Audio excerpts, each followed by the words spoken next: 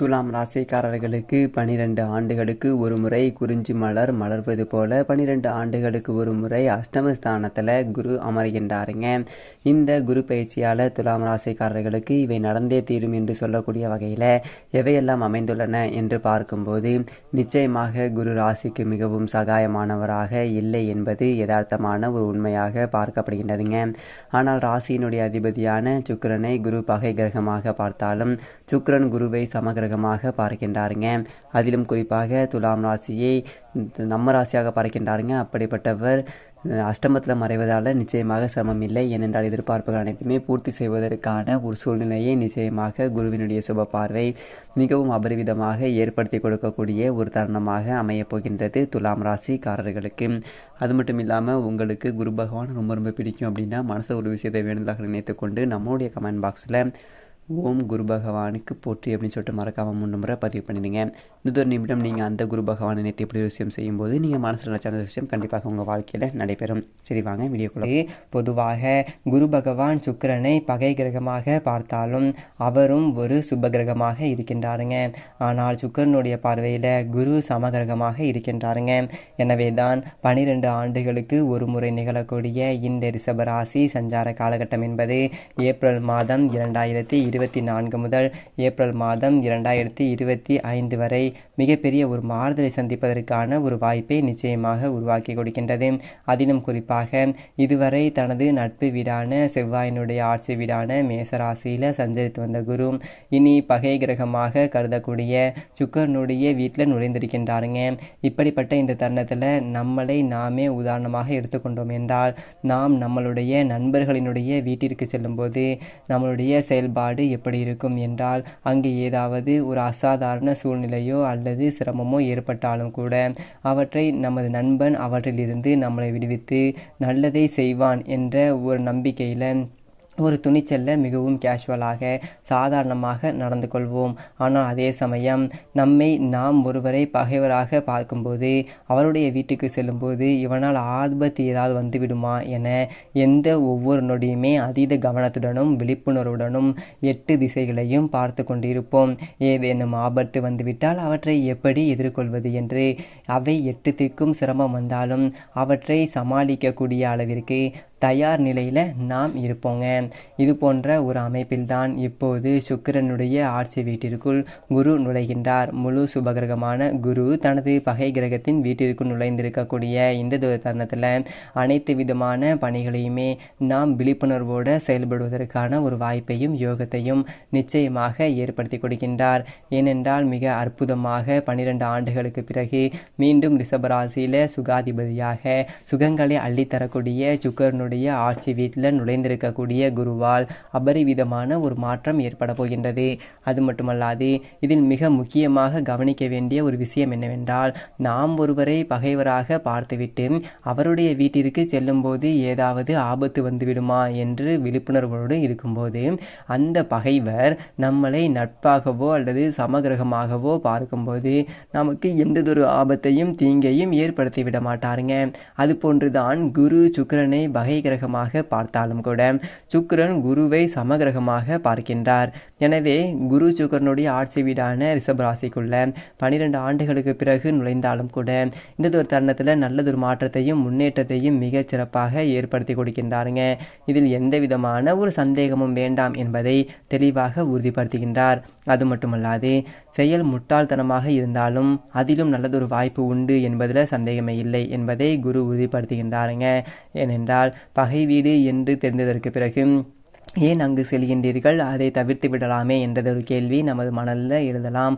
அதற்கு உதாரணமாக ஒரு மிகப்பெரிய செல்வந்தன் ஒருவன் இருக்கின்றான். அவன் தன்னுடைய கைகளில் 2 கைகளிலுமே சில பரிசு பொருட்களை வைத்திருக்கின்றான். அதில் ஒரு கையில் சில ஆயிரக்கணக்கில் ரூபாயை வைத்து கொண்டிருக்கின்றான். மற்றொரு கையில் பல லட்சம் மதிப்புள்ள தங்கத்தை வைத்திருக்கின்றான். இப்போது 2 தெருவையும் மற்றொரு நபரிடம் காட்டுகின்றான். மற்றொரு நபரிடம் காட்டி இதில் உனக்கு எது வேண்டுமோ அதை எடுத்துக்கொள் என்று சொல்ல இந்த நபர் 2 தேர்வையும் பார்த்துவிட்டு பெற்றுக்கொண்டு செல்லக்கூடிய விசானது சில 1000 ரூபாய்களை வைத்து இந்த இடத்திலிருந்து அவன் பெற்று செல்கின்றான். இதை பார்த்த மற்றொரு நபர் அவரிடம் கேட்கின்றார். அவன் உனக்கு 2 தேர்வுகளை வழங்கினான். ஒன்றில் மிக அதீத மதிப்பு கொண்ட தங்கங்கள் உள்ளது. ஆனால் அதை விட்டுவிட்டு இப்படி சொற்ப காசு சில 1000களை மட்டுமே பெற்று செல்கின்றாயே என்று கேட்க அதற்கு அந்த நபர் பதில் சொல்கின்றார். நிச்சயமாக அவன் அந்த தங்கத்தை தேர்வு செய்திருந்தால் அதை தரமாட்டான். ஏனென்றால் அவன் தங்கத்தின் மீது அலாதியான ஒரு அன்பு கொண்டவன். அது மட்டுமல்லாது அவன் நான் தேர்வு செய்தது தங்கமாக இருந்தால் இருக்கிற காசு கூட எனக்கு கிடைக்காமல் போகின்றிருக்கும் என்பதை சொல்கின்றாருங்க. இதே போன்றுதான் முட்டாள்தனமான சில விஷயங்கள் இருந்தாலும் கூட அதில் நன்மை நிறைந்து கிடைப்பதற்கான ஒரு வாய்ப்பு உண்டு என்பதை குரு தனது பகை கிரகமாக இருக்கக்கூடிய சுக்கிரனுடைய ஆட்சி வீட்டில் நுழைந்திருக்கக்கூடிய இந்த ஒரு தருணத்தில் மிகவும் அபரிவிதமாக உறுதிப்படுத்துகின்றாருங்க. எனவே இந்த ஒரு தருணத்தில் 12 ஆண்டுகளுக்கு பிறகு மிக விழிப்புணர்வுடன் செயல்படுவதற்கான ஒரு வாய்ப்பும் யோகமும் எந்தெந்த விஷயங்களில் நிரம்பி இருக்கின்றது. குறிஞ்சிப்பூ 12 ஆண்டுகளுக்கு பிறகு பூப்பது போல தனது பகை கிரகத்தினுடைய ஆட்சி வீட்டிற்குள் நுழைந்திருக்கக்கூடிய குரு எப்படி விழிப்புணர்வோடு செயல்பட போகின்றாரோ அதே போன்று நாமும் நம்மளுடைய வாழ்வில் விழிப்புணர்வோடு செயல்படுவோம். சில விஷயம் முட்டாள்தனமாக இருந்தாலும் அதில் கிடைக்கக்கூடிய நன்மை என்ன என்பதை பார்த்து செயல்படும்போது அபரிவிதமான ஒரு மாற்றம் உண்டுங்க. ஆனால் அதே சமயம் குரு நவகிரகங்களிலே செல்வ செழிப்பை நேர்வழியில் கொடுக்கக்கூடிய ஒரு அற்புதமான கிரகமாக பார்க்கின்றாருங்க. சனி, ராகு, கேது, சுக்கிரன் போன்ற கிரக நிலைகள் திடீர் அதிர்ஷ்ட யோகத்தை கொடுத்தாலும் கூட செல்வ செழிப்பு அதிகரித்தாலும் கூட அதில் குறுக்கான வழிகள் இருக்கலாங்க. ஆனால் குரு கொடுக்கக்கூடிய செல்வம் என்பது நேர் வழியான செல்வங்க. முன்னேற்றம் படிப்படியாக நிலைத்திருக்கக்கூடிய ஒரு செல்வமாக அமையும். எனவேதான் நவகிரகங்களிலே மிக முக்கியமானவராக குரு இருக்கின்றார். அது மட்டுமல்லாது குருவினுடைய பார்வையில் சூரியன், சந்திரன், செவ்வாய் போன்ற கிரக நிலைகள் நட்பு கிரகங்களாக பார்க்கப்படுகின்றது. சனி, ராகு, கேது போன்ற கிரக நிலைகளை குரு சமகிரகமாக பார்க்கின்றாருங்க. தனது பகை கிரகமாக புதனையும் சுக்கிரனையும் குரு பார்க்கின்றார். ஆனால் இதில் மிக முக்கியமாக கவனிக்க வேண்டிய ஒன்று என்னவென்று பார்த்தால் புதனும் சுக்கிரனும் குருவை சமகிரகமாக பார்க்கின்றன. நவகிரகங்களில் எந்ததொரு கிரகமுமே குருவை பகை கிரகமாக பார்க்கவில்லை என்பதுதான் மிகச் சிறப்பான ஒன்றாக பார்க்கப்படுகின்றது. எனவேதான் வானியலினுடைய அரசன் என்றும் கோள்களினுடைய தலைவன் என்றும் குரு அழைக்கப்படுகின்றாருங்க. குரு மிக வலுவாக இந்த இடத்துல அமர்ந்தாலும் நல்லதொரு பலனை நிச்சயமாக துலாம் ராசிக்காரர்களை பொறுத்த வரைக்கும் 3 மற்றும் 6ஆம் இடத்தோட அதிபதியாக இருக்கின்றாருங்க. சகாயாதிபதியும் ருணரோக சத்ருஸ்தானாதிபதியுமாக இருக்கக்கூடிய குரு மிகவும் வலுவாக அஷ்டமஸ்தானத்தில் அடுத்த ஓராண்டு அமர்ந்து சஞ்சரிப்பது சற்று சாதகமற்ற ஒரு அமைப்பாக பார்க்கப்பட்டாலும் அவர் மிக வலுவாக 2024 ஏப்ரல் முதல் 2025 ஏப்ரல் வரை அஷ்டமத்தில் வீட்டிருக்க போகின்றாருங்க. இந்த ஒரு தருணத்தில் சின்ன சின்ன தடைகள் இருக்கலாம். ஆனால் குரு வக்ரகதியில் திரும்பும்போது மிகப்பெரிய அளவில் எதிர்பார்ப்புகள் நிச்சயமாக பூர்த்தியாகுங்க. திட்டமிட்டதை விட அதிர்ஷ்ட யோக வாய்ப்புகள் மிகவும் அபரிவிதமாக கிடைக்கும் என்பதில் சந்தேகமே இல்லைங்க.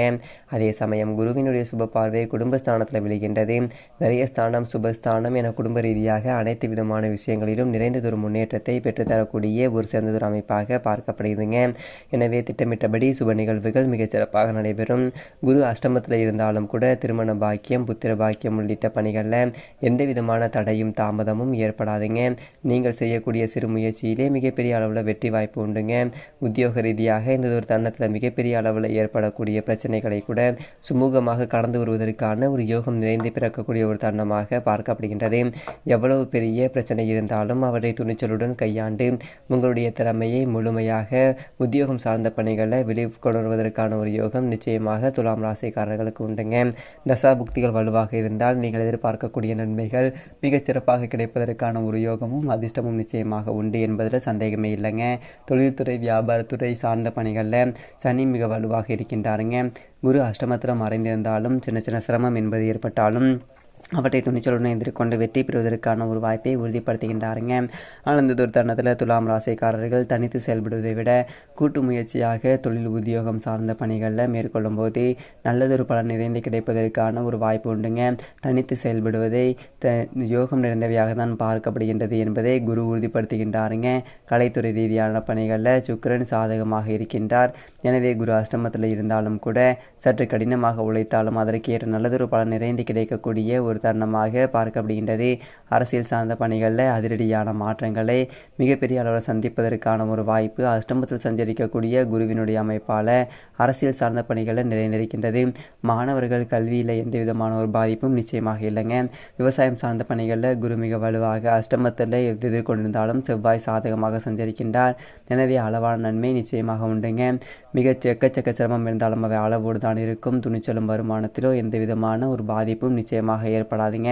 பெண்மணிகளை பொறுத்த வரைக்கும் குரு அஷ்டமத்தில் வீட்டிருப்பதால் 12 ஆண்டுகளுக்கு பிறகு அஷ்டமத்தில் நுழைந்திருப்பதால் இது ஒரு தன்னத்தை உடல்நல ஆரோக்கியம் சார்ந்த விஷயங்களில் அதிக கவனம் என்பது செலுத்த வேண்டுங்க. ஓய்வில்லாமல் உழைப்பதால் சின்ன சின்ன தடுமாற்றங்களை சந்திப்பதற்கான ஒரு வாய்ப்பு துலாம் ராசிக்காரர்கள் பெண்மணிகளுக்கு உண்டுங்க. எனவே உடல்நல ஆரோக்கியத்திலும் ஓய்வெடுக்க வேண்டும் என்பதையும் சற்று கவனத்தோடு இருங்கள். மற்றபடி அனைத்துமே சாதகமாக மாறும் என்பதில் சந்தேகமே இல்லைங்க. மேலும் சாதகமாக மாற்றிக்கொள்ள நிச்சயமாக துலாம் ராசிக்காரர்கள் 24 வியாழக்கிழமை விரதமிருந்து அருகாமையில் உள்ள குரு பகவான் ஆலயம் சென்று தீபமேற்றி வழிபாடு செய்யுங்கள். நீங்கள் எதிர்பார்க்கக்கூடிய நல்லதொரு